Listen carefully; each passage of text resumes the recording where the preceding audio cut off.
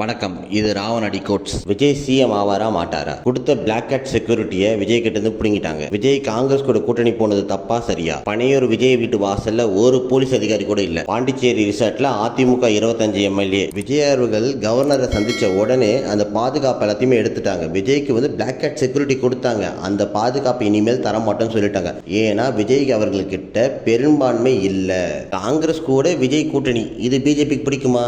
பிடிக்காது. கொடுத்த பாதுகாப்பு வாபஸ் வாங்கிட்டாங்க. 25 எம்எல்ஏவோட எடப்பாடி அவர்கள் ரிசார்ட்ல உட்காந்துட்டு இருக்காரு. விஜய் எப்ப பேச்சுவார்த்தைக்கு வருவாரோ அந்த நேரத்தில் தன்னோட டிமாண்ட்ஸை வைப்பார் எடப்பாடி பழனிசாமி. நான் சிஎம் சீட்ல இருக்கிறேன், விஜய் அவர்களே நீங்க டெப்டி சிஎம் இருங்க அப்படின்னு சொல்றதுக்கு ஒரு வாய்ப்பு இருக்கு. இல்ல எனக்கு டெப்டி சிஎம் பதவி கொடுங்க, எனக்கு ஆட்சியிலும் அதிகாரத்திலையும் பங்கு வேணும்னு சொல்றதுக்கு வாய்ப்பு இருக்கு. ஏன்னா காங்கிரஸ் கூடயோ சிபிஐ சிபிஎம் இவங்க கூட விஜய் கூட்டணி வச்சாங்கன்னா இவங்க எல்லாரும் இதுக்கு முன்னாடி திமுக கூட இருந்தவங்க தான். எப்ப வேணும்னா விஜய் அவர்கள் ஆட்சி கவரலாம். இந்த இடத்துல 25 எம்எல்ஏ 30 எம்எல்ஏ யார்கிட்ட இருக்காங்கன்னா அதிமுக கிட்ட மட்டும் தான் இருக்காங்க. விஜய் அவர்கள் அதிமுக கூட கூட்டணி வச்சா மட்டும்தான் அவரால் ஆட்சியை தக்க வச்சுக்க முடியும். அவரால் நிரந்தரமா சிஎம் இருக்க முடியும். இல்லைன்னா 6 மாசத்துல திமுக என்ன பண்ணுவாங்கன்னா ஆட்சியை கவுத்திடுவாங்க. இங்கேயும் ஒரு பிரச்சனை இருக்கு.